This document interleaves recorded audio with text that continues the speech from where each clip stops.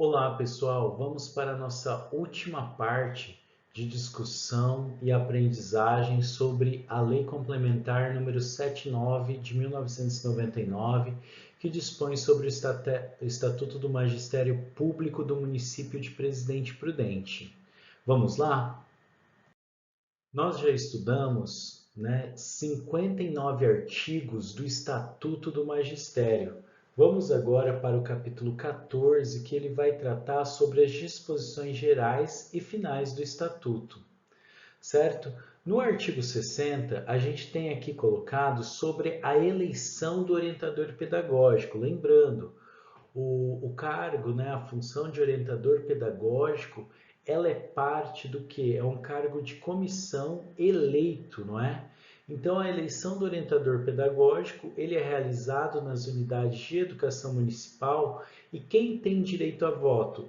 Todos os servidores da unidade que fizerem parte do quadro do magistério e aqueles que exerçam atividades de caráter eminentemente educacional. Então, são votantes, no caso do orientador pedagógico, aqueles que são parte do quadro do magistério e aqueles que exerçam atividades eminentemente educacional.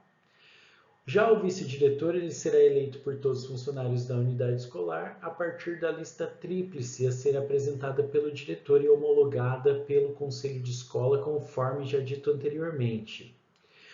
O OP, assim conhecido pela abreviatura, e o vice, eles serão eleitos para um mandato de 3 anos e eles só podem concorrer somente a uma reeleição consecutiva e terão direito de candidatar-se outras vezes de forma intercalada. Então, o OP e o vice, eles podem se candidatar somente uma vez consecutivamente, não é? 3 anos e mais 3 anos, exercendo aí uma função, um período de 6 anos durante ou da função de OP ou durante a função de vice, e podem se candidatar de outras vezes de forma intercalada. Então, um integrante do quadro do magistério que foi OP por 6 anos, ele pode depois, posteriormente, se assim for indicado por lista tríplice, ser vice-diretor, e o inverso também. O integrante do quadro do magistério nomeado em comissão para os cargos do anexo 1 será considerado como se em regência de classe tivesse para todos os efeitos legais. Então, aqueles que estão nomeados para a comissão, no caso do OP, do vice, outros assim previstos, eles são considerados como se estivessem em sala de aula, seja para contagem de pontuação, de exercício do magistério, sejam outras para outras circunstâncias previstas aí na legislação.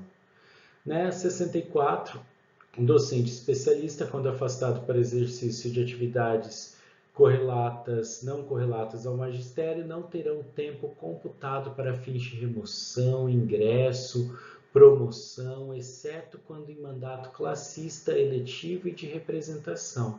Então, aqueles que se afastam para as outras atividades que elas não são correlatas, elas não têm o tempo computado para o concurso de remoção de ingresso, não é? E promoção. Somente nos casos de mandatos classistas, para as entidades sindicais, eletivo ou de representação. No artigo 65, ele vai falar sobre a readaptação. O docente ou especialista de educação readaptado ficará sujeito à jornada de trabalho docente na qual estiver incluído, fazendo jus ainda se docente à carga suplementar de trabalho que prestavam no momento da readaptação. Então, o docente readaptado ele vai fazer jus à sua carga de horário de trabalho. E se ele tinha carga suplementar no momento da readaptação, ele vai fazer jus a essa carga suplementar, podendo também optar pela média da carga suplementar nos últimos 60 meses, imediatamente anteriores à sua readaptação, numa jornada máxima de 40 horas.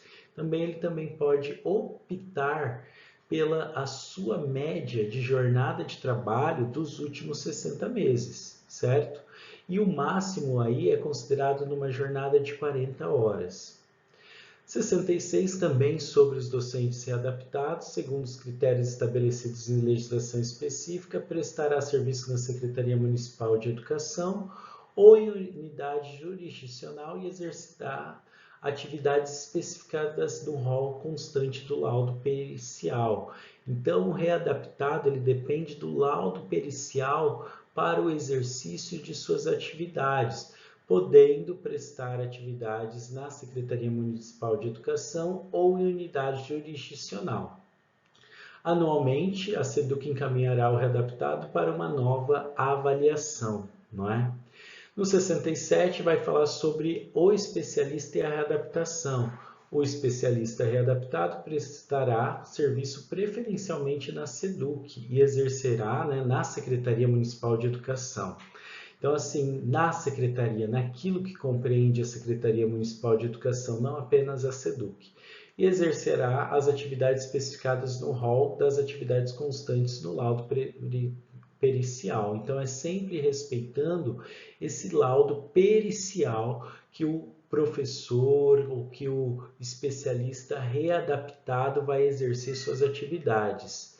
O docente readaptado, desde que preencha os requisitos do anexo 1, né, ele poderá ser nomeado ou designado para substituição das funções de vice, orientador, diretor de escola ou de orientador pedagógico. Ele pode ser designado desde que atenda os requisitos previstos lá no anexo 1 das formas de provimento para exercer substituição. No artigo 69 é colocado assim que o especialista é readaptado, desde que preencha os requisitos do anexo 1, poderá ser nomeado ou designado para exercer em substituições a funções de orientador pedagógico, coordenador, diretor, vice ou supervisor de ensino. Parágrafo único, a nomeação ou designação, né, ela condiciona-se a um parecer prévio do próprio órgão de readaptação quanto à capacidade do funcionário ou servidor para o exercício de novas funções. Então, depende do que? Desse órgão, dessa autorização, não é? Quanto à capacidade do servidor. No artigo 70, os docentes especialistas de educação readaptados, eles terão direito a férias e recesso.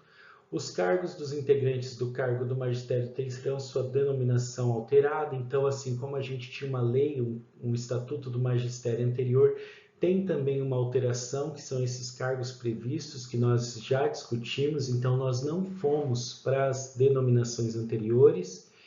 Após a promulgação desta lei, o ocupante do cargo de carreira do magistério será enquadrado de acordo com o anexo 3, e daí, assim, quando teve a promulgação dessa lei, né, os ocupantes do cargo do magistério eles foram enquadrados de acordo com o que está previsto ali no anexo 3.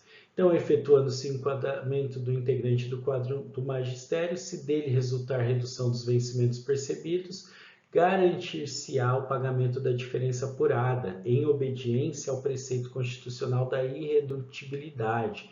Então, naquele momento, se for o enquadramento que deu prejuízo, não é, salarial, esse vai ser garantido a diferença apurada, porque a gente tem o princípio constitucional da irredutibilidade.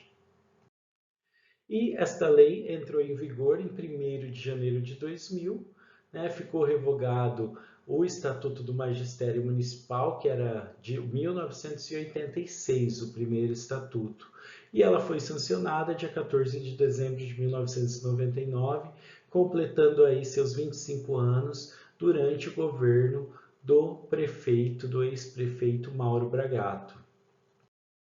Eu espero que os estudos aqui, que toda essa revisão do Estatuto do Magistério, a LC 79 de 1999, tenha sido produtivo, que vocês façam as questões que estão colocadas aí, que foram compartilhadas com vocês, são 10 questões, mas são questões aí que requerem uma interpretação, uma análise do que foi previsto aí e que vocês tenham sucesso nas provas. Até breve com mais legislação educacional.